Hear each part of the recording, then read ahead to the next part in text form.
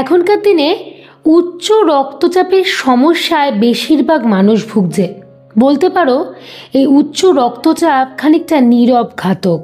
আমরা কিন্তু বুঝতেও পারি না যে এই উচ্চ রক্তচাপ আমাদের কতটা ক্ষতি করে যায়।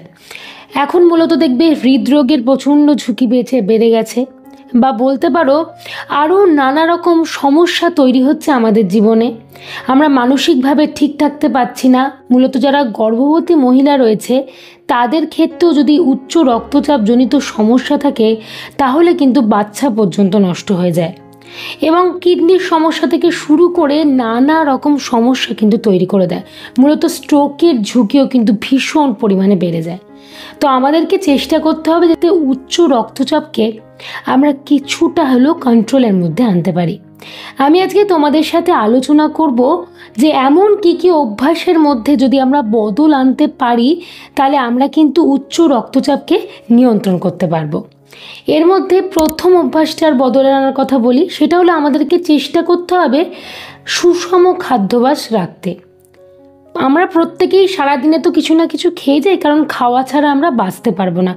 কিন্তু খুব বেশি সংখ্যক মানুষ কী করে, সারাদিনে ভালো খাবারের থেকে বাজে উল্টোপাল্টা জিনিস খেয়ে বেশি শরীরের মধ্যে সেই সমস্ত জিনিসগুলো আসছে, এবং তার থেকে আমাদের কিন্তু উচ্চ রক্তচাপজনিত সমস্যা আস্তে আস্তে বাড়ছে।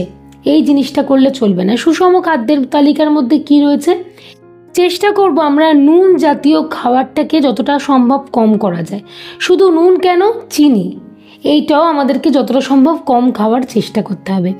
বাইরের আমরা জাঙ্ক ফুড, ফাস্ট ফুড মানে অতিরিক্ত তেলে ভাজা, মূলত ডিপ ফ্রাইড করা জিনিসপত্র খাবার দাবার আমরা খাবো না। এর জায়গায় আমরা কি করব না, খাদ্য তালিকার মধ্যে শাক সবজি, ফলমূল এগুলো একটু বেশি পরিমাণে খাওয়ার চেষ্টা করব। আমরা বিভিন্ন বাদাম খেতে পারি, মানে আমন্ড বাদাম খেতে পারি, যেটা কিন্তু হার্টের স্বাস্থ্যকে ভালো রাখার জন্য অত্যন্ত জরুরি, এমনকি উচ্চ রক্তচাপ কমাতেও ভীষণভাবে গুরুত্বপূর্ণ ভূমিকা পালন করে। এছাড়াও আরও একটা কথা বলি তোমাদেরকে, প্রচুর পরিমাণে চেষ্টা করতে হবে আমাদেরকে জল খেতে। আমরা সেটা একেবারেই করি না, কারণ কাজের প্রেশারের মধ্যে আমরা থাকি, জলটা খেতে কিন্তু ভুলে যাই। সেটা করলে চলবে না। আমাদের একটা ভাবনা চিন্তা করে নিতে হবে যে আমার বডি ওয়েট এতটা, আমাকে সেই অনুযায়ী কিন্তু জল খেতে হবে। সেই অনুযায়ী যত তুমি জল খাবে তাহলে শরীর থেকে এক্সট্রা সোডিয়াম কিন্তু আমাদের বাইরে বেরিয়ে যাবে, যার ফলে কি হবে, আমাদের উচ্চ রক্তচাপজনিত সমস্যা হবে না চট করে কিন্তু হবে না। তুমি কিন্তু যদি এই সমস্ত সুষম খাদ্যাভ্যাস রাখতে পারো তাহলে কিন্তু ভীষণ ভালো। দেখবে এখনকার দিনে অনেক মানুষ আছে অতিরিক্ত পরিমাণে ঘি, অতিরিক্ত পরিমাণে মাখন এগুলো খেতে স্বাচ্ছন্দ্য বোধ করে। এগুলো কিন্তু ঠিক না। মূলত রেড মিট খাওয়াও কিন্তু ঠিক না। এইগুলো যত বেশি করবে, চর্বি সমৃদ্ধ, তেল সমৃদ্ধ খাবার যত বেশি খাবে তত তাড়াতাড়ি কিন্তু উচ্চ রক্তচাপজনিত সমস্যা আরও তৈরি হতে শুরু করবে। তাই খাওয়ার জন্যই তো আমাদের বেঁচে থাকা। খাওয়াটাকে একটুখানি কাটছাট করে বুঝে শুনে করতে হবে, কারণ যুগটাই এখন এরকম পড়ে গেছে, বাড়িতে বাড়িতে নানা রকম রোগ জ্বালা। এবারে চলে আসি দ্বিতীয় বিষয়টা, আমাদেরকে চেষ্টা করতে হবে শরীর চর্চার মধ্যে থাকতে। এবার দেখো, যাদের হয়তো বয়স তারা তো প্রচুর পরিমাণে দৌড়ঝাঁপ করতে পারবে না, তাই জন্য বলবো তারা অন্ততপক্ষে সপ্তাহে 5 দিন একটু 30 মিনিট করে হলেও বা 25 মিনিট করে হলেও যাতে হাঁটতে পারে। আর যাদের হয়তো একটু অল্প বয়সের দিকে উচ্চ রক্তচাপজনিত সমস্যা এসে হাজির হয়েছে তাদের বলবে একটু জগিং, ছোটাছুটি করা, এই সাধারণ জিনিসগুলো করলেই হবে। এছাড়াও বলতে পারো বাড়িতে তোমরা প্রাণায়ামও কিন্তু করতে পারো। চেষ্টা করো সপ্তাহে 7 দিনের মধ্যে অন্ততপক্ষে 5 দিন যাতে টুকটাক এই হোমের মধ্যে ওয়ার্কআউট করা, একটু হাঁটাচলা করা, এইটুকু যাতে করতে পারো। এইটুকু করলেই কিন্তু এনাফ। তৃতীয় পয়েন্টের কথা বলি, আমাদের মানসিক চাপকে নিয়ন্ত্রণে রাখতে হবে। এর জন্য আমাদেরকে ঘুমাতে হবে। এখন আমরা অতিরিক্ত কাজের মধ্যে বা স্ট্রেসের মধ্যে থাকি বলে আমাদের জীবনে ঘুমের পরিমাণটা খুব কম হয়ে গেছে। আমাদেরকে চেষ্টা করতে হবে 7 থেকে 8 ঘন্টা আমরা যাতে ঘুমাতে পারি। এইটুকু ঘুমালেই কিন্তু এনাফ। শুধু তাই নয়, আমরা চেষ্টা করব প্রত্যেকটা মুহূর্তে আমরা হাসি খুশি থাকবো।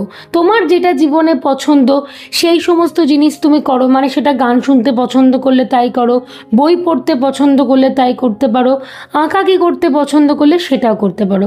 একটু রিক্রিয়েশনের মাধ্যমে সময় কাটাবো বা প্রাণায়াম জিনিসটা করতে পারো। প্রাণায়াম বা যোগাসন করলে কিন্তু মানসিক চাপ ভীষণভাবে নিয়ন্ত্রণে থাকে। আর একবার মানসিক চাপকে নিয়ন্ত্রণে রাখা মানেই তোমরা কিন্তু অনায়াসেই উচ্চ রক্তচাপ জনিত সমস্যাকে কিছুটা হলেও কমাতে হবে। মানে ওষুধের ওপর ভরসাটা তোমাকে কম করতে হবে, নিজে নিজেই চেষ্টা করবে শুরু থেকেই ব্যাপারটা করার। এবং চতুর্থত আরেকটি গুরুত্বপূর্ণ জিনিসের কথা বলবো, সেটা হলো আমাদেরকে ধূমপান বা মদ্যপান যে সমস্ত মানুষদের রয়েছে সেটাকে পুরোপুরি ত্যাগ করতে। কারণ ধূমপান করলে কি হয়, রক্ত নালীগুলো না ভীষণ পরিমাণে সংকুচিত হয়ে যায়। যখনই সেটা সংকুচিত হয়ে যায় তখন সেখান দিয়ে ভালোভাবে রক্ত পাস করতে পারে না, যার ফলে কিন্তু হাই প্রেশারের সমস্যা বাড়তে শুরু করে। এবং মদ্যপান করলে আমরা কম বেশি প্রত্যেকেই জানি যে উচ্চ রক্তচাপ জনিত সমস্যাটা তৈরি হয়। তাই জন্যই বলবো এই দুটো জিনিস একেবারে জীবন থেকে যত তাড়াতাড়ি সম্ভব বাদ দেওয়া যায় ততই কিন্তু মঙ্গল।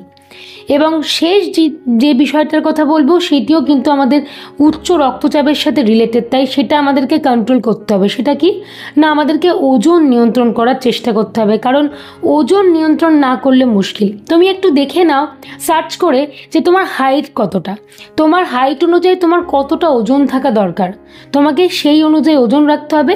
তার জন্য আমরা ব্যায়াম, টুকটাক এক্সারসাইজ, একটু হাঁটা চলা এইটুকু করতে পারবো, বা খাওয়া দাওয়াটাকে একটু পোর্শন কন্ট্রোল করতে পারবো।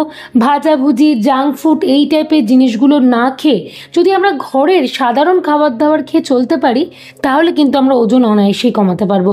আর ওজন একবার কমাতে পারা মানেই কিন্তু তোমার উচ্চ রক্তচাপ জনিত সমস্যা অনেকটাই কম হবে।